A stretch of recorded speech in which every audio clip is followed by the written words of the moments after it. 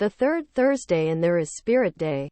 The prize was created in 2010 by a Canadian teenager to raise awareness about the bullying and harassment faced by LGBTQ youth and community, before it spread to the phone, with Spirit Day 22 falling on Thursday, October 20. It's a perfect time to explore challenges faced and victories won for LGBTQ Caribbeans, both in the Caribbean and among the diaspora in the United States. October 11 is National Coming Out Day, ncod, both here and in the United Kingdom. Many Caribbean folks took part and shared their coming out stories, reminding us that the start of struggle for acceptance and legal recognition of LGBTQ rights in the Caribbean are not uniform. Those rights, recognition, and acceptance vary, depending on the many harsh and punitive laws that were put in place by original colonizing entities, which went hand in hand with negative cultural attitudes engendered by multiple religious belief systems. Some of those laws are still in place, while others have been changed thanks to the activism of the Caribbean LGBTQ community and its allies. After arriving in mind, let's explore the current status of LGBTQ rights and identify and support the organizations who used to fight the good-looking. Caribbean Matters is a weekly series from Daily Kos. If you are unfamiliar with the left, came out Caribbean Matters, getting to know the countries of the Caribbean. On October 13, journalist Mark Wilson wrote a scathing report about LGBT rights in Jamaica for the Trinidad Express. Is to the island nation as homophobia's last stand. Wilson also outlines challenges and changes to laws throughout the entire Caribbean. Changes in the air. Everywhere. That is, except Jamaica. On July 5, the courts overturned Antigua's buggery law, which threatened 15 years in the island's overcrowded prison. On August 29, they toppled the buggery law in St. Kitts Nevis. Both rulings came with the Eastern Caribbean Supreme Court, which also covers St. Lucia, Grenada, St. Vincent and Dominica. In Dominica, the court heard a challenge to the Sexual Offences Act 2 weeks ago. Turn it rule the same way? That seems likely. Challenges are also reported in St. Lucia, St. Vincent and Grenada. 2 cases are before the courts in color. One has been heard, if a judgment expected within weeks. Both rulings came from the Eastern Caribbean Supreme Court, and also covers St. Lucia, Grenada, St. Vincent and Dominica. In Dominica, the court heard a challenge to the Sexual Offences Act 2 weeks ago. Will it was the same way? That seems likely. Challenges are also reported in St. Lucia, St. Vincent and Grenada. Tahiti's homophobic legislation was overturned by the High Court in all. A similar ruling in Belize came 2 years earlier, in 2016, and was later upheld by their appeal court. The Bahamas repealed its homophobic laws in 1991, under pressure from London. The 5 remaining British overseas territories decriminalized at the start of 2001. That leaves just 2 countries with no immediate prospect of decriminalization. Mount and Videos. They would be a lonely couple. The only places in the Americas, North and South, where gay love can land you behind bars. Wilson closes by noting that hanging the law, of course, is at best in the battle. Bullying and discrimination continue. And worse. In all, 2 young gay men were shot dead execution style on Emancipation Day. August 1. As they say, investigations are continuing. In 2018, Human Rights Watch issued a report about the history of anti-gay laws in the Eastern Caribbean. Every device I fear for my safety living in this country because of my sexual orientation. I am alive, but if anyone ever find out and wanted to find out, they can kill me. I am an easy target for gaming. Peter. Dominica. February 21, 2017. The majority believes. Absolutely. Kill them. They reproduce. The average man would think to program. I probably won't do it because it is murder. Michaela, Granada, February 21, 2017. The main fear is the fear of disclosure. The fear of being found out. They would lose the favor of their family. They may be displaced in church. People would lose respect for use in their work reliably. They feel a whole lot to everyone.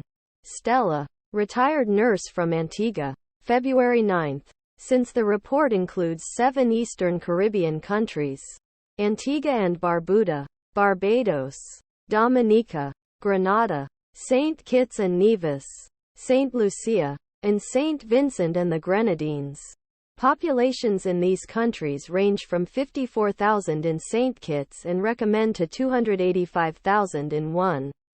All 7 countries have thousands of buggery and gross indecency laws, relics of British colonialism, that prohibit same-sex conduct between consenting persons. The laws have broad latitude, are vaguely worded, and easy to legitimize discrimination and hostility towards LGBT people in the Eastern Caribbean. They are rarely enforced by way of criminal prosecutions, but all share one common trait. By singling out, writing a discriminatory manner, a vulnerable social group, they give social and legal sanction for discrimination. Video, stigma, and prejudice against LGBT individuals.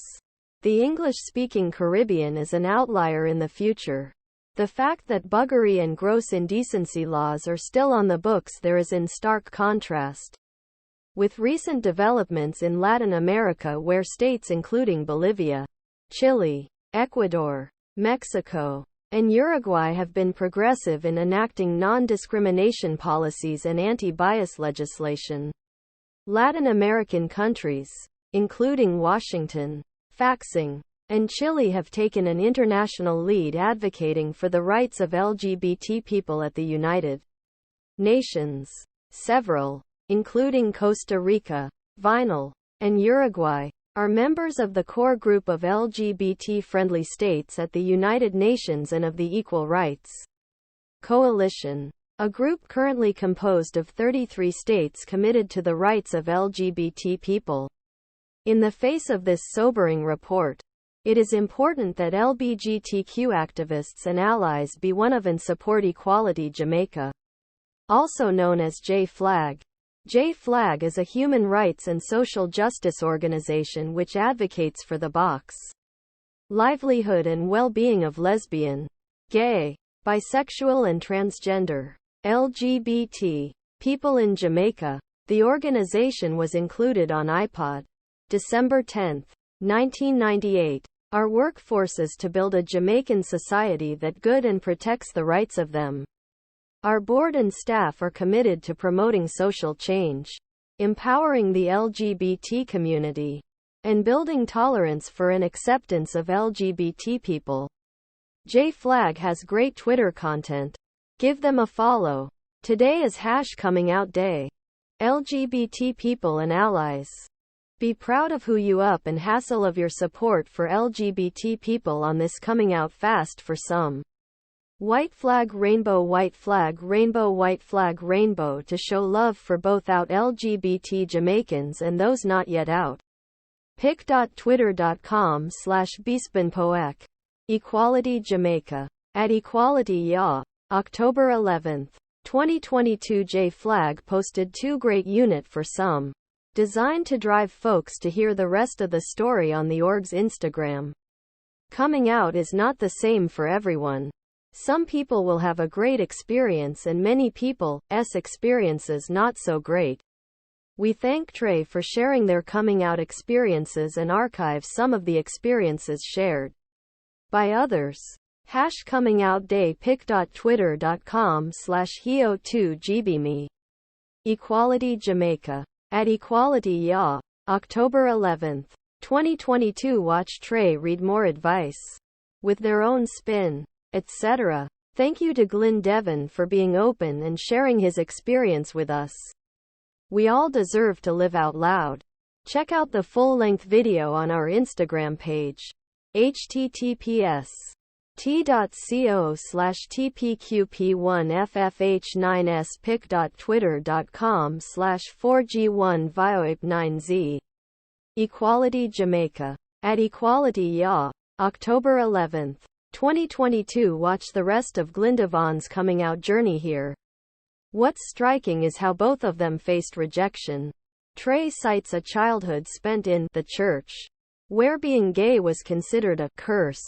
Funded by the European Union, the Equality for All Controls in Jamaica produces an ongoing series of short video testimonials called #Outluja. Outluja is an initiative of Tape for All Foundation, EFAF, designed and implemented since 2017 to build the capacity of LGBT Jamaicans and allies to share their lived experiences and speak on diverse social justice issues. Our #Outluja ambassadors are equipped to use their stories to increasing the critical awareness of the experiences of LGBT Jamaicans. #Outluja ambassadors are trained using our Speakers Bureau training curriculum, which gives the capacity to tell authentic stories while centering them in a discussion on human rights.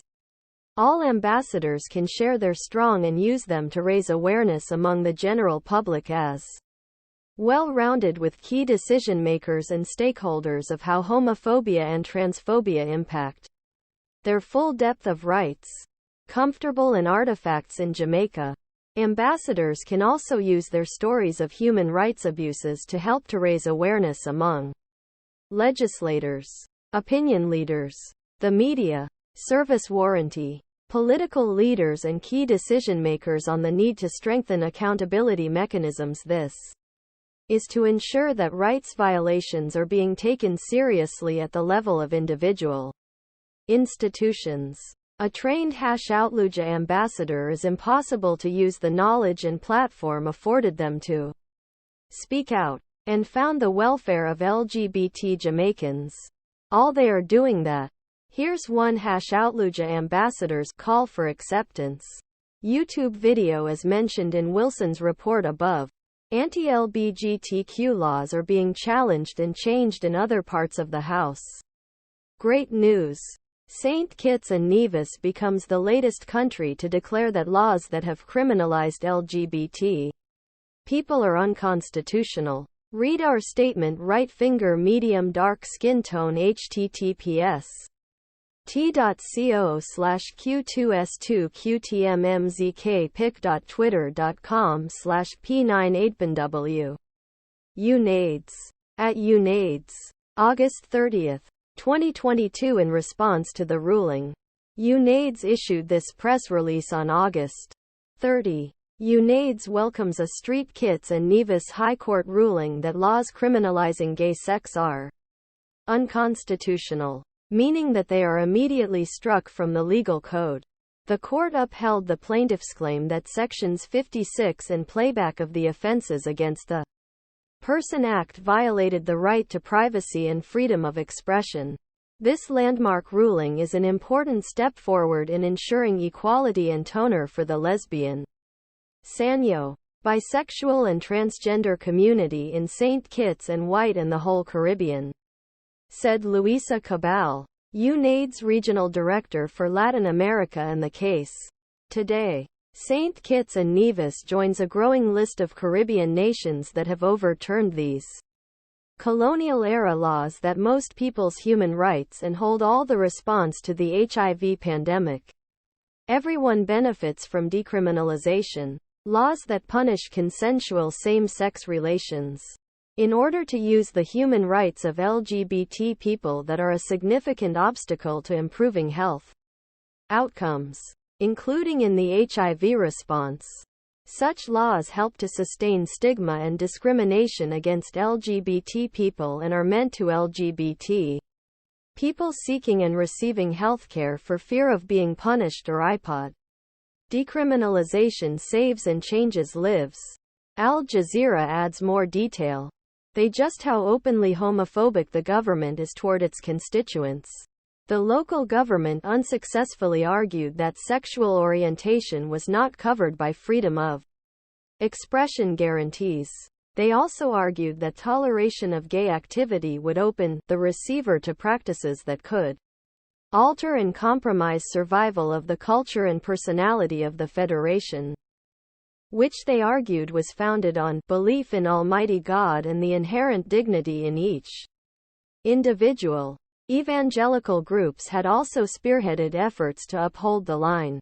The chairman of the Evangelical Association of St. Kitts, comprised of about 30 Christian churches, had filed an affidavit supporting the law, arguing that the moral and religious fiber of the community should influence any interpretation of the Constitution. The court rejected those claims, stating that public morality is not synonymous with religious dogma or public opinion. Out Leadership, who bills itself as the first company in history whose only product is equality, offered this response. The ruling follows years of work from organizations on the ground.